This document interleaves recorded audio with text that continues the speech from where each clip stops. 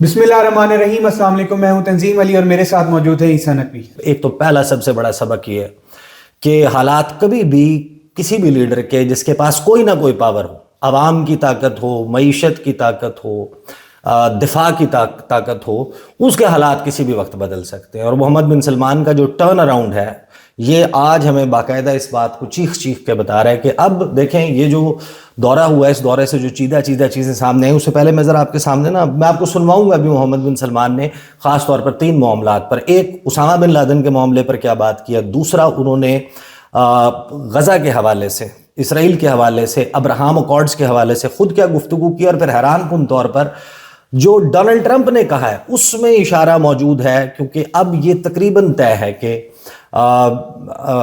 پاکستان سمیت تقریباً پوری اسلامی دنیا جو ہے وہ سعودی عرب کو فالو کرے گی۔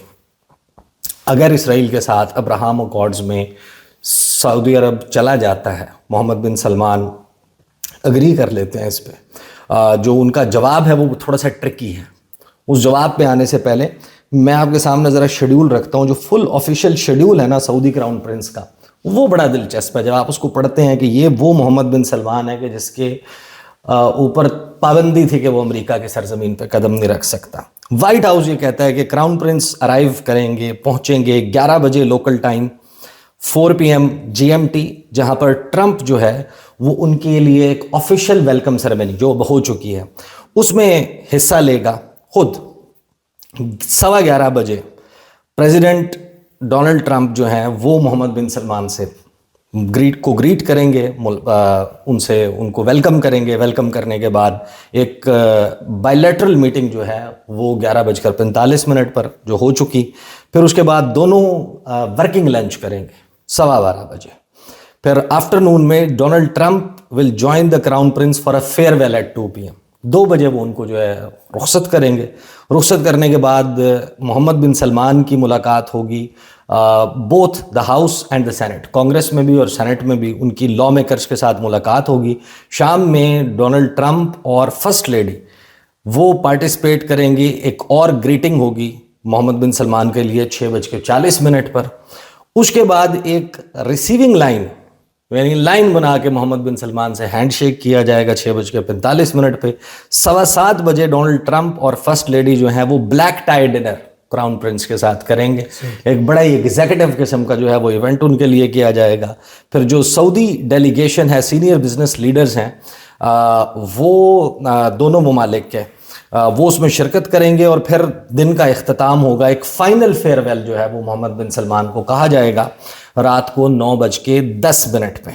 اور پھر اگلے دن محمد بن سلمان جو ہیں وہ اور 400 امریکی اور سعودی کمپنیز کے جو CEOs ہیں، چیف ایگزیکٹو آفیسرز، ان کے ساتھ ایک US سعودی انویسٹمنٹ فورم ہوگا کینیڈی سینٹر میں، اور اس کے بعد محمد بن سلمان سعودی عرب کے لیے واپس روانہ ہو جائیں گے۔ تو یہ جو 2 دن کا دورہ ہے، اس دورے میں جو اس کے آپٹکس ہیں یہ بتاتے ہیں کہ ان کو بڑا زبردست قسم کا پروٹوکول بھی دیا گیا ہے، اور اس کی بہت ساری وجوہات ہیں۔ مڈل ایسٹ والا معاملہ ہو، چاہے تیل کا معاملہ ہو، یا پھر اب یہ کہ محمد بن سلمان نے یہ ڈیسائیڈ کیا، پہلے تو $600 ارب قیمت لگائی تھی ڈونلڈ ٹرمپ کی کہ ڈونلڈ ٹرمپ جو ہیں وہ آ گئے ہیں، تو ڈونلڈ ٹرمپ نے بھی آ کے نا ایک شودوں کی طرح اس نے کہا کہ جو سب سے زیادہ انویسٹمنٹ کرے گا، سب سے پہلا دورہ اس کا کروں گا، اس ملک کا کروں گا جو ہمارے پاس سب سے زیادہ انویسٹمنٹ کرے گا یا ہمارے سے سب سے زیادہ خریدے گا۔ لاسٹ ٹائم انہوں نے کہا کہ جب میں بنا تھا تو سعودی عرب نے ہمارے سے بائنگ کی تھی $300 ارب سے زائد کی، تو میں نے وہاں کا دورہ کیا تھا۔ تو اب دیکھتے ہیں کہ کون کرتا ہے۔ محمد بن سلمان نے آواز لگائی تھی $600 ارب، 2 گنا کر دی، پیسے کی طاقت ہے نا۔ پھر اس کے بعد پتہ چلا ڈونلڈ ٹرمپ نے کہا کہ نہیں، یہ اس کو تھوڑا سا بڑھاؤ، یہ تو انسلٹ ہے، یہ تو مزہ نہیں آیا، $600 ارب، $1000 ارب تو ہونا چاہیے، $1 ٹریلین۔ اور محمد بن سلمان نے آج کر دیا۔ محمد بن سلمان نے آج بیٹھ کے یہ کہا ہے کہ $1 ٹریلین پیسے ہی کی طاقت ہے نا۔ دیکھیں محمد بن سلمان کا جو لائن پروجیکٹ ہے، جو ان کا ویژن 2030 ہے، یا پھر 2028 کی ایون آپ اندازہ لگا لیں، جو ایشین گیمز ہیں، جو دنیا کی گیمز میں بھی 4-5 نمبر پہ آتی ہیں، کوئی لوگ اتنا انٹرسٹ لے کے دیکھتے بھی نہیں ہیں۔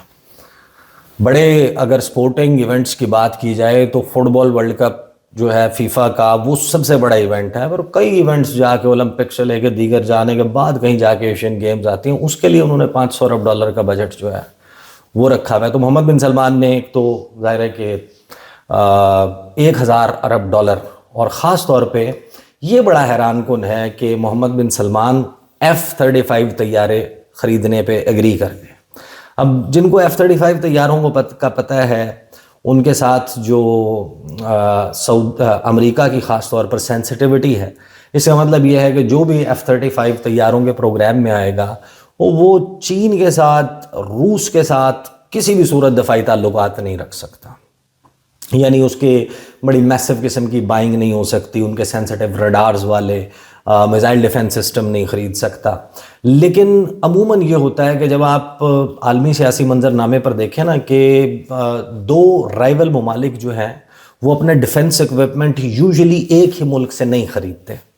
اب یہاں پر دلچسپ بات یہ ہے کہ اس ریجن میں F-35 طیاروں میں جو سب سے پرومیننٹ نام آپ کے سامنے اور ایپل آف دی آئیز سامنے آتا ہے، بلو آئیڈ بوائے، وہ نیتن یاہو ہے، وہ اسرائیل ہے۔ اسرائیل F-35 طیارے لے رہا ہے، اور ادھر سے سعودی عرب F-35 طیارے لے رہا ہے۔ اب دونوں ایک قسم کی ٹیکنالوجی استعمال کر کے ایک دوسرے پہ برتری تو مطلب لڑائی نہیں کر سکتے نا، تو یہ بیسیکلی ایک طرح کی سیکیورٹی گارنٹی ہے کہ آپ ہمارے سے یہ کہانی ہے اپنا، یہ جہاز جو ہے نا، یہ کہانی ہے، یہ جہاز نے پھر کہاں استعمال ہونا ہے، اور آپ کو اگر اس سے خطرہ نہیں ہے اور اگر آپ نے کبھی آمنے سامنے نہیں آنا، تو سعودی عرب بیسیکلی یہ وہ سیکیورٹی گارنٹی ہے جو آپ پرچیز کرتے ہیں کہ آپ billions of dollars massive investment defence purchasing کر کے آپ اپنے لیے امریکہ کی سیکیورٹی گارنٹی خرید لیتے ہیں کہ بھائی ہماری جنگ نہ چھڑے کسی کے ساتھ۔ تو یہ ایک تو F-35 طیاروں کے پروگرام میں آ گیا۔ تو اس کا مطلب یہ ہے کہ جو تھارڈ ہے، پیٹریوٹ ہے، وہی معاملہ رہے گا جو چائنا کے J-10C ہوں، J-35 ہوں، یا چائنا کا کوئی میزائل ڈیفنس سسٹم ہے، یا رشیا کا ہے، اس طرف جانے سے فی الوقت نیئر فیوچر میں کوئی پروبیبلٹی اگر بن رہی تھی پاکستان اور انڈیا کی جنگ میں، پاکستان کی جو ڈومیننس ہے وہ دیکھنے کے بعد وہ رول آؤٹ ہو گئی ہے۔ اب دوسرا معاملہ ہے کہ جو ابراہم اکارڈز ہیں اور اس کے اوپر محمد بن سلمان کا کیا موقف ہوتا ہے، کیونکہ اس کا فال آؤٹ ایونچولی تمام ممالک پر آئے گا انکلوڈنگ پاکستان۔ اس میں ڈونلڈ ٹرمپ نے بڑا حیران کن دعویٰ کیا۔ ایک سوال ہو رہا تھا، سوال کے جواب میں پہلے آپ کو ذرا سنوا دیتا ہوں کہ محمد بن سلمان نے ایگزیکٹلی جو اسامہ بن لادن ہے ان کے حوالے سے کیا کہا۔ یہ 47 سیکنڈز کا کلپ ہے، پھر ایک 21 سیکنڈ اور 14 سیکنڈ کے 2 کلپس ہیں جو ابراہم اکارڈز کے متعلق ہیں، تو وہ سنیں۔ بڑا یہ this is the catch of the visit. جو سب سے زیادہ سوال تھا F-35 کا تو معلوم تھا نا، لیکن یہ سوال بار بار لوگ کر رہے تھے ڈونلڈ ٹرمپ سے کہ ابراہم اکارڈز کے بارے میں بات ہوگی کہ نہیں۔ تو ایونچولی ایک بڑی سیر حاصل جو ہے وہ گفتگو ابراہیمی معاہدوں کے متعلق ہوئی ہے۔ اس کا مطلب یہ ہے کہ ایک بڑی پیش رفت انکلوڈنگ یہ جو اب ظاہر ہے پاکستان کا دورہ بھی ہوا ہے، جو اردن کے شاہ عبداللہ دوئم ہیں ان کا ہوا ہے، اور جو ایک انٹرنیشنل پیس کیپنگ یا جو ایک فوج بنانے کی بات کی جا رہی ہے جو وہاں پر بھیجی جائے گی، اس کی طرف آپ سمجھیں کہ ایک سٹیپ اہیڈ ہے۔ پہلے اسامہ بن لادن والا سن لیں۔ I feel painful about the families of 9/11 in America, but we have to focus on reality based on CIA documents and based on a lot of documents that Osama bin Laden used Saudi people in that event for one main purpose, is to destroy this relation, to destroy the American-Saudi relation. That's the purpose of 9/11.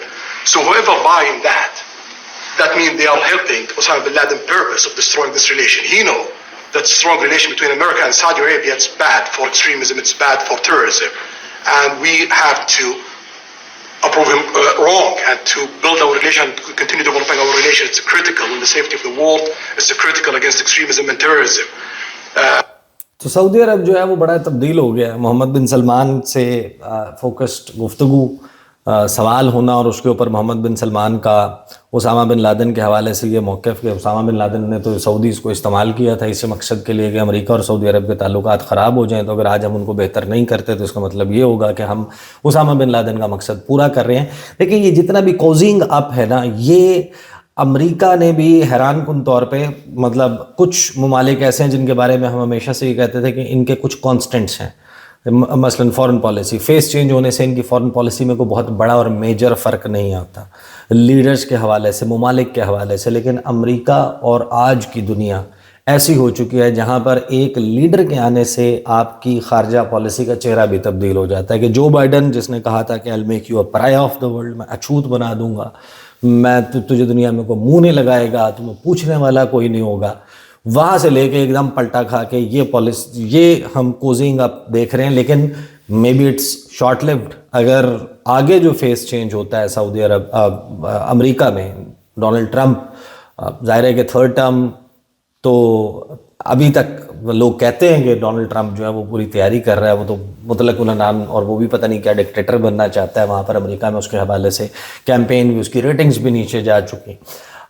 لیکن تبدیل چیزیں کیسے ہوتی ہیں. اب Abraham اکارڈز کے حوالے سے ایک گفتگو وہ ہے جو محمد بن سلمان نے کی ہے، لیکن پھر درمیان میں ایک لقمہ ہے جو ڈونلڈ ٹرمپ نے دیا، جس کا مطلب یہ ہے کہ کل تک اور جوائنٹ سٹیٹمنٹ کا انتظار کرنا پڑے گا، اور آنے والے دنوں کے جو ایونٹس ہیں وہ ہمیں بتائیں گے کہ ابراہم اکارڈز کا معاملہ کہاں جاتا ہے. یہ سنیں ذرا. We believe having good relation with all these countries is a good thing, and we want to be part of the Ibrahim Accord, but we want also to be sure that we secure a clear path of two-state solution. And today we have a healthy discussion with Mr. President that we're going to work on that to be sure that we can prepare the right situation as soon as possible to have that.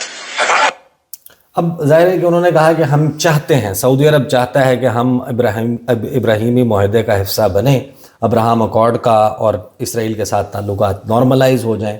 لیکن ساتھ میں ہم یہ بھی یقینی بنانا چاہتے ہیں کہ ایک دو ریاستی حل فلسطین کا، وہ اس کا راستہ اور اس کا ایک کلیئر جو ٹائم لائن ہے وہ سامنے آئے. اب جو اسرائیل کی گفتگو سنتا ہے، جو نیتن یاہو کی کابینہ میں موجود لوگ، وہاں کے جتنے بھی پولیٹیشنز ہیں، جو ان کے ڈیفنس منسٹر ہیں، جو ان کے فنانس منسٹر ہیں، خاص طور پر نیتن یاہو کی کابینہ میں، ان کے آپ سٹیٹمنٹ سنیں تو آپ کو اندازہ ہو جاتا ہے کہ ان کو ہم نے لالی پاپ مسلمان ممالک کو پکڑایا ہوا ہے، اور کوئی چکر ہی نہیں ہے کہ ہم دو ریاستی حل کی طرف جائیں گے، یہ سارا ہمارا ہے. وہ تو قابض ہے نا، وہ تو they do not want to relax their position.